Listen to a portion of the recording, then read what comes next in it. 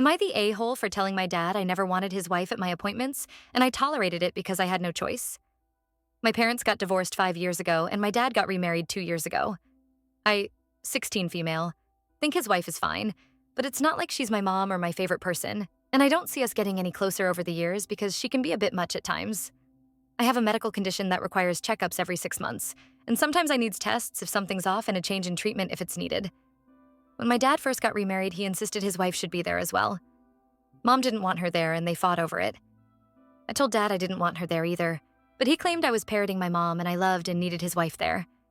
He told me it was okay, and he'd make sure she was there. And when I went to tell him again, he cut me off and said it was fine and he'd handle it. She's been to every appointment since, and whenever I'm asked if I want to speak to the doctor without my parents there, I ask for it to be just me and Mom. My dad was confused about why, and his wife cried the first time and gets all mopey the other times. Dad has asked me why I wanted just Mom there, but he never let me answer.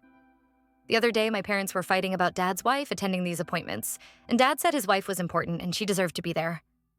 My mom told Dad his wife was nothing and had no business going anywhere near the appointments. Dad told Mom he would take her parenting time away if he could for that attitude, and he was pissed the whole way back to his house. I told him I wouldn't let him take me away from Mom, and he said he was pissed off that she was denying my and his wife's connection and the fact I wanted her there. That's when I snapped and told him I never wanted her there. I told him that back then, and I tolerate her being there. I said she's not important to me. She's not needed. That she's more like a big baby when she cries or mopes after I asked to have the two of them leave the room, and I told him I do that because she's there, and I never wanted her intruding like that. My dad was literally stunned into silence for a day and a half. And when he talked to me, he told me the things I said were cruel and unfair to his wife who did nothing to me. Am I the a-hole?